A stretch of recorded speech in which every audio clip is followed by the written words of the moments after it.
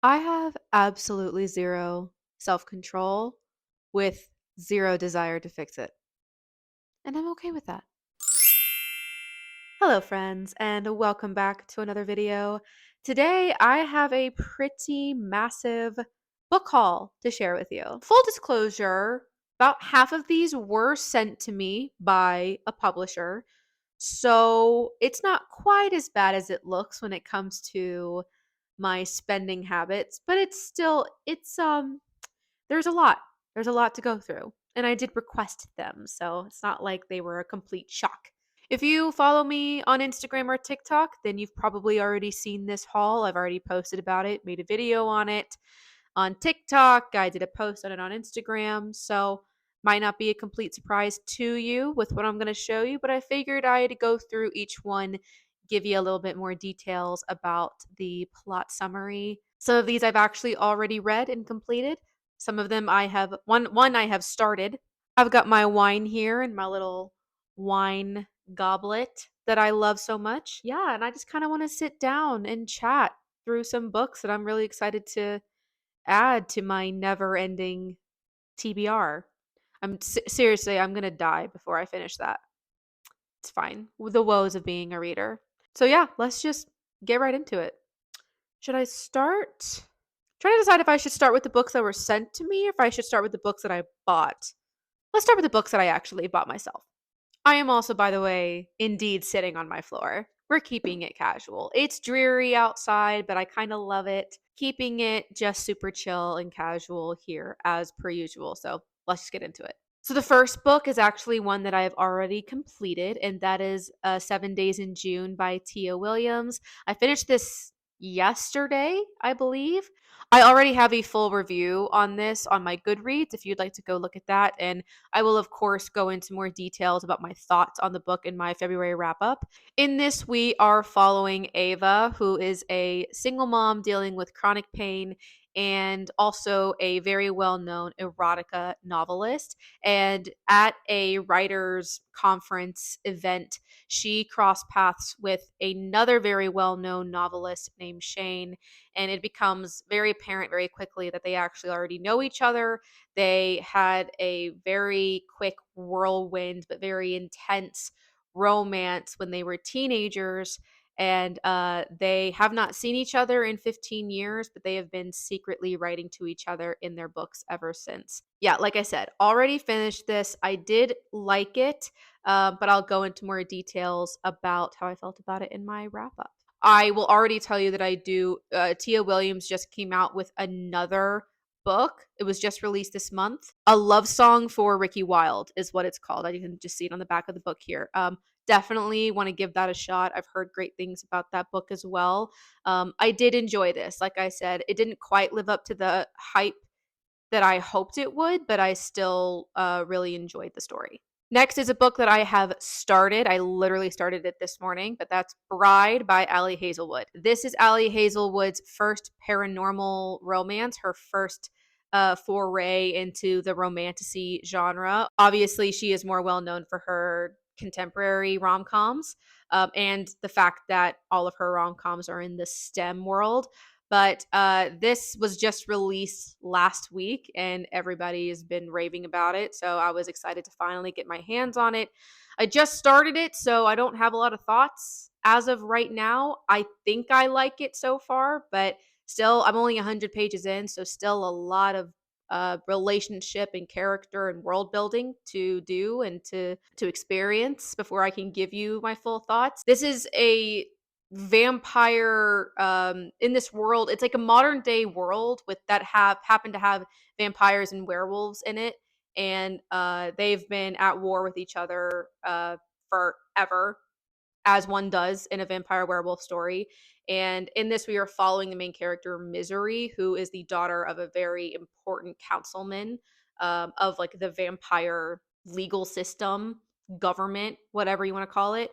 And she is forced into an arranged marriage with the alpha werewolf of the pack in that area. So this is giving like enemies to lovers, arranged marriage, forced proximity, all of the good stuff. I'm liking it so far. I can already tell you I do really like the main character, Misery. She's really funny, but she's very fierce, very independent. So we'll see. Everyone's been saying how much they love it. I will already tell you, I went into this very skeptical. Again, I will tell you why in my wrap up when I finish it. Went in pretty skeptical for a multitude of reasons. So we'll see. We'll see how it goes. Okay, next isn't super exciting because it's just my book of the month pick, but I figured I'd show you while we're here. I picked Heartless Hunter by Kristen Cicerelli. I think that's how you say it. Romantasy, another romantasy. It's enemies to lovers. Seems like it's a witch and a witch hunter, and that's all I know. But listen, the cover is gorgeous. First of all, they said romantasy and enemies to lovers, and I was like, I'm sold. Ugh, I just got my hair cut, so my hair is getting in my face. Next, I picked up Scarred by Emily McIntyre. I read, this is the second book in the Never After series of hers. It's like the dark romance, the fairy tale retelling series of hers, right? So I read Hooked last year, which was her like Peter Pan, Captain Hook retelling. This is a Scar from Lion King, basically, from what I understand. I've heard this is a lot better than Hooked. I didn't dislike Hooked when I read it. I just thought that it was all right. I kind of forget it. I forget about it all the time, but I've heard this one's a lot better, and I'm easily convinced. Look, it does not take a lot for me to be like, bet, I'll buy that. So, yeah, I have a feeling, I think this is going to be a really easy, quick read for me. But I know that a lot of people love the whole series, so I've just heard that this one is the best one. So, looking forward to it. Also, love me some Lion King. So, I'm intrigued how she makes them human in how she decides to rework this story. So I'll keep y'all updated. I'm probably going to get to that pretty soon. Okay, then I got a book that I'm like genuinely very much looking forward to. That is Chain Gang All Stars by I have to look at his name every time, but Nanakwame Ajibranya. I literally looked up a YouTube video to listen to him saying his own name, and I'm still not pronouncing it correctly, I don't think. But this is a dystopian world where prisoners are given the opportunity to, instead of last out their sentence and endure their sentence, they are given the chance to fight in a death match. From the reviews I've seen about this book, his writing is phenomenal and beautiful and very poignant and very raw. And this kind of reminds me a little bit of like much more intense, like Hunger Games, a little bit, almost like Gladiator games and Hunger Games a little bit. So I'm hoping to get to this honestly this month, but we'll see. Next, we've got another kinda dark romancy-ish. It's not fully dark romance, I don't think, but kind of borderline. Maybe it is. I don't know. Anyway, Rouge by Greer Rivers. Again, I read Phantom by her last year, which was a Fan of the Opera retelling, and I had so much fun with that book. This is the second book in her like I think it's called Tattered Curtain. Yeah, like the Tattered Curtain series. And this is like a Moulin Rouge Romeo and Juliet retelling. So I was like, enough said. I'm sold. I love Moulin Rouge. I love that movie so much. And this is pretty hefty. Which I have mixed feelings usually about long romance books, but we'll see. We'll see. But like I said, I had a lot of fun with Phantom last year, so I'm excited to get to this. I'd love to get to this one this month if I can. I feel like it fits like the dark Valentine vibes. Staying in line with the dark romance vibes, I finally picked up Butcher and Blackbird by Bryn Weaver because I swear to God, every other post I see online, whether it's TikTok or Instagram, I see somebody talking about this book. So I know I'm a little late to the game, but I feel like at this point I have been a little burned by TikTok recommendations, TikTok book talk viral reads. So I will be completely honest with you. I bought this out of curiosity. I will be reading it soon. I don't have high hopes for it, but I could be surprised. And maybe I feel like maybe that is the best place to be in, to like not have super high expectations. That way you're not going to be as easily disappointed. but everyone talks about how phenomenal this is and how unique. So y'all better not be lying to me. Like I said, easily convinced. I am easily convinced to buy books. Doesn't take a lot. Oh, I forgot to tell you what this is about. My bad. I'm still getting the hang of this format and actually speaking on my phone. But anyway, from what I understand, this is two serial killers who fall in love and they murder and do things. That's all I know. The back says a viral friends to lovers dark romantic comedy full of murder, chaos, and sizzling chemistry. So we shall see about that. Next, I got Sword and Pen by Rachel Kane, and this is actually the fifth and final book in the Great Library series. I started that series like 2 or 3 years ago. I read 1 through 4 and then just never picked up book 5. I don't know why. I can't tell you. I don't remember why I didn't pick it up. So this has been a long time coming. This is a really, really fun YA series.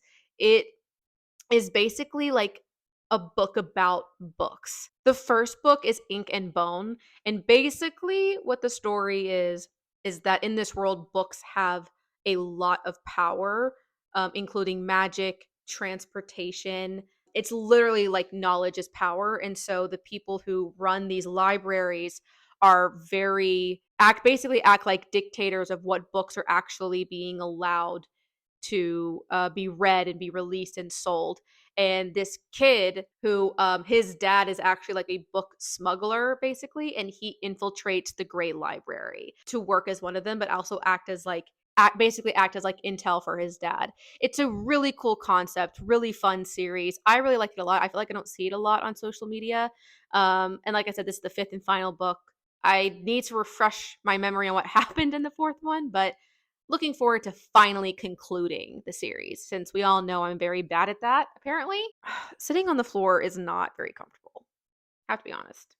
We'll note that for next time. So next is a book that I swear in the last month or two I have seen on so many book talkers pages that I follow, and each of them have talked about how this is like one of their favorite books that they've read in the last year. But that's The Spear Cuts Through Water by Simon Jimenez. This is a high fantasy standalone novel, which I think is great. I think we all know standalone high fantasy novels are just really, really hard to come by, I think. They're not quite as common as full on series or duologies or anything like that. I don't know a whole lot about this. I will be honest with you. This is kind of a blind buy. I'm going on faith here. But from what I can understand, is that this follows two warriors who pair up with an ancient god, and they are all on the run, but they go on this quest to help to break apart the tyranny that they are all facing by this corrupt royal family. So many people have said how amazing this is, brilliant world building, really unique story. I've also heard that it can be a little confusing in the middle, but just to keep going and it really pays off in the end. So a little intimidated by this one, but also excited, especially since it's just one book. The next book I have here is Go as a River by Shelley Reed. This was actually recommended to me by a friend who said that this was one of her favorite reads of last year. This seems like an epic saga of following a young girl who is running her family's peach farm in a town in Idaho. She ends up falling in love with a boy, and tragedy strikes, and she has to go in hiding out in the wilderness. So this is a story about love, about loss, about survival, and apparently it's very moving and based on a true story. So I think that this is going to be a really, really interesting read. Really excited, especially since my friend who recommended this to me usually has really great taste. And then, last but not least, when it comes to the books that I purchase with my own hard-earned money. So here's the thing.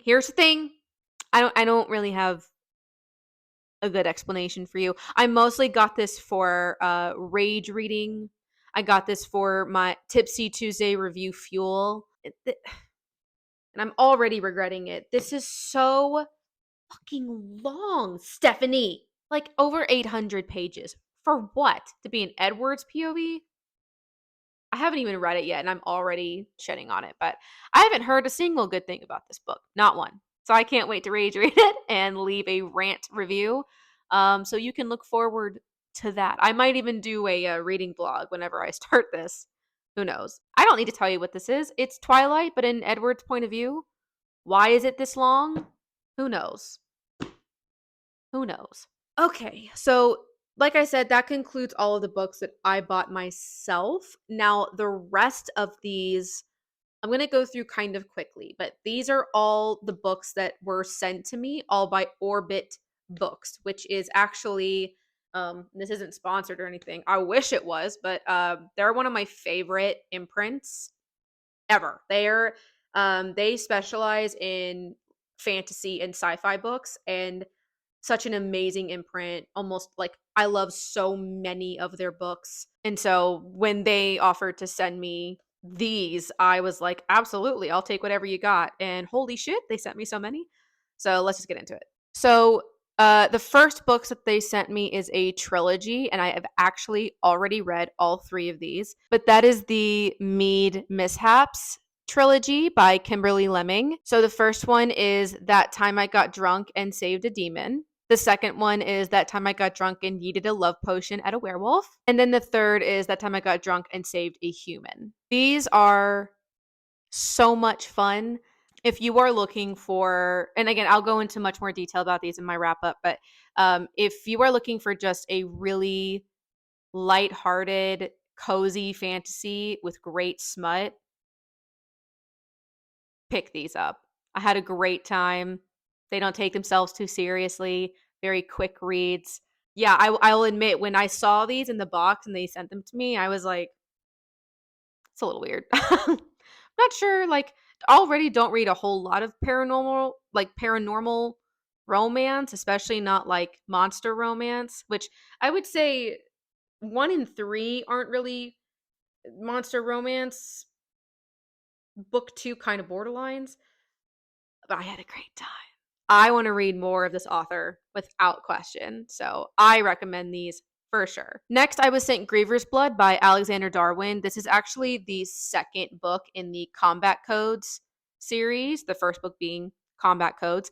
And I do have the first one of this series because Orbit sent that to me last year.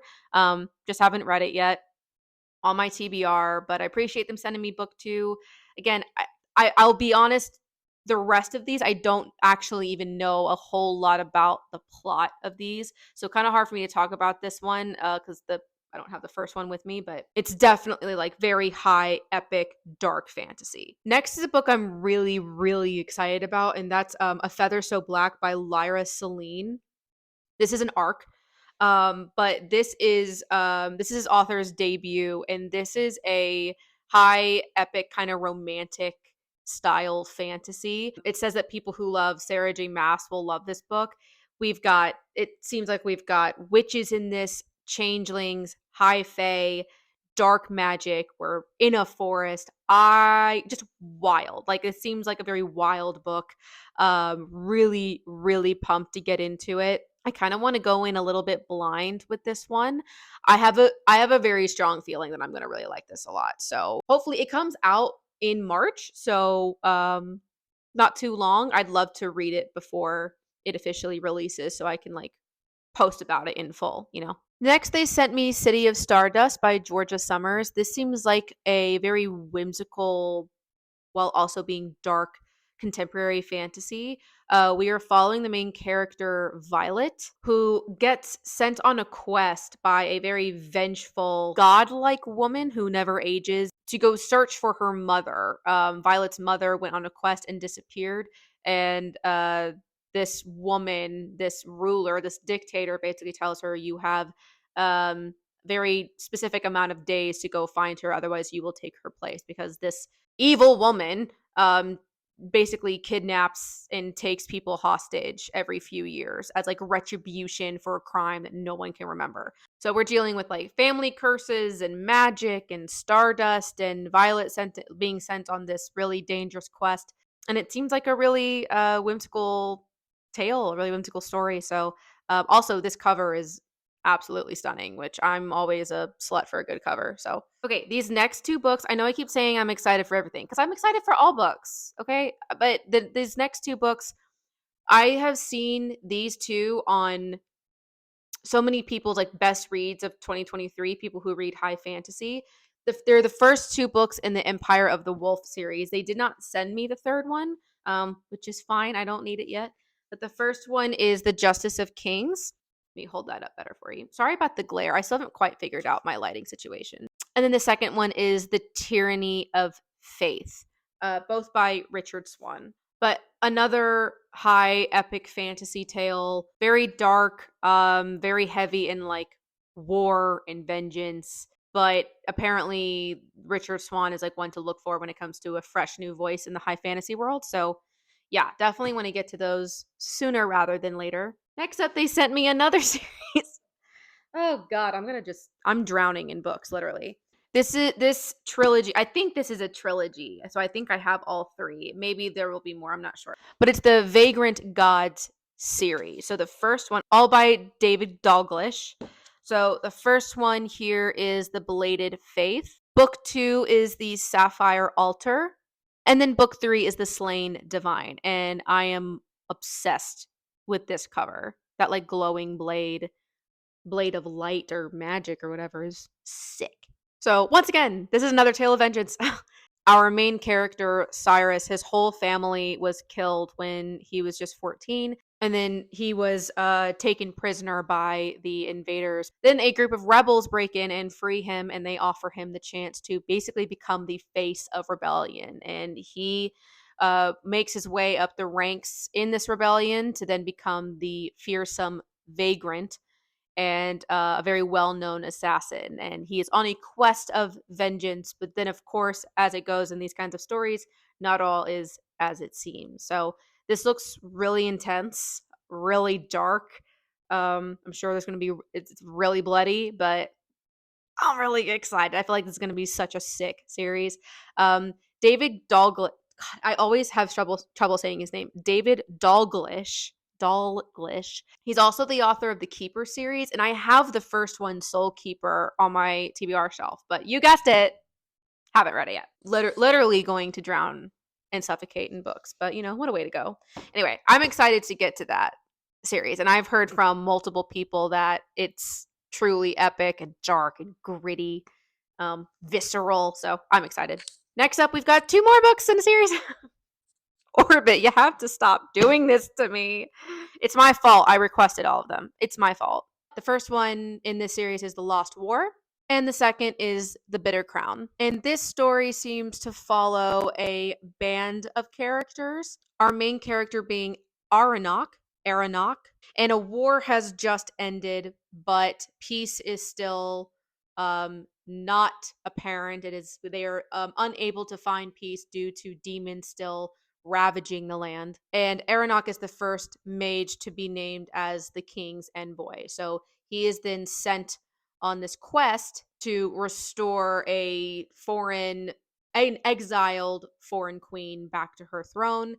And along the way that we meet a bunch of like a different cast of characters that he has to rile together and journey together. So this kind of gives like lots of action, found family, maybe. I'm guessing that. I don't know that for sure. And scary demons. So lots of fights. Again, like I said, if you're not like overly familiar with Orbit Books' like imprint and their brand, as I'm sure you can tell, they specialize in like the high epic fantasy stuff, and they do it well. Okay, so the last 2 books that I got from Orbit, I will be honest, I don't know what to do with.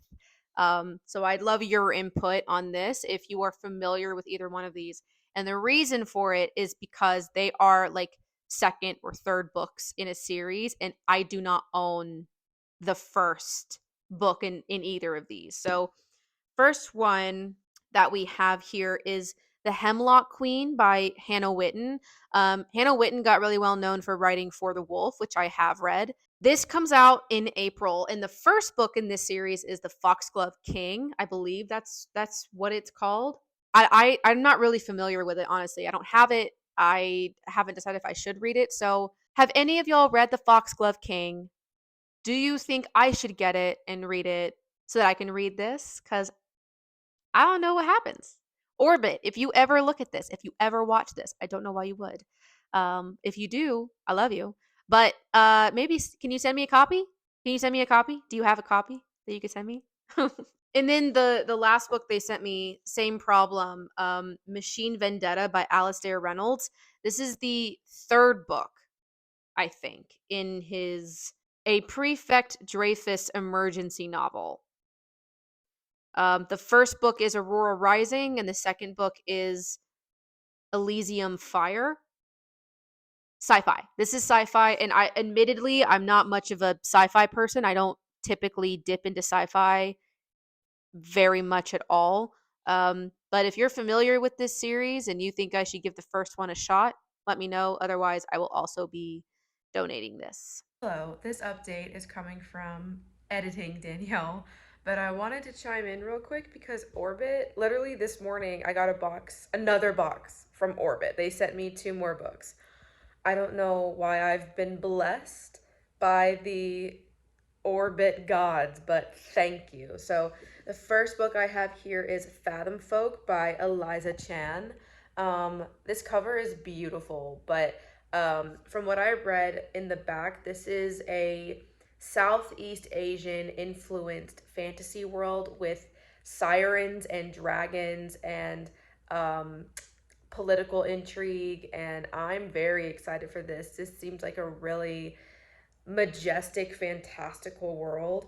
And then one of the blurbs here says a vivid textured tale of migration, prejudice, and change. Yeah, it has like a lot of fantasy water creatures in this book as well. So I'm excited to get to this one. And then they also sent me An Education in Malice by S.T. Gibson. S.T. Gibson is the same author who wrote A Dowry of Blood, which I recently read like last month, and I really, really liked that a lot. This sounds like it is a dark academia sapphic tale. So I believe this is going to be spicy and steamy. Power dynamics between professor and student. We are in it seems like we are in the setting of an old girls' school. So yeah, this sounds quite delicious. So I'm really excited to get to that. So thank you, Orbit. And we made it. Those are all of the books that I have gotten recently over the last month, 3 weeks or so. I'm really excited. I know I say that all the time, but genuinely, I'm really excited about a lot of these books. I would love to get to most of them really soon, but knowing me, I'm not sure when I'll actually get to all of these. If there is a particular book that you saw that piques your interest and you think I should get to first, feel free to leave a comment down below and let me know your thoughts. Let me know which ones y'all have read yourself. And hopefully, this will hold me over for a while until I cave once again and buy more books that I don't have room for. It is about time to buy another bookshelf. Because if you watch my bookshelf tour, you'll know I don't have any more room. I don't have any more room. Don't let that little space fool you because that will get filled up very quickly. But as always, I really appreciate your support and I will see you guys next time. Bye.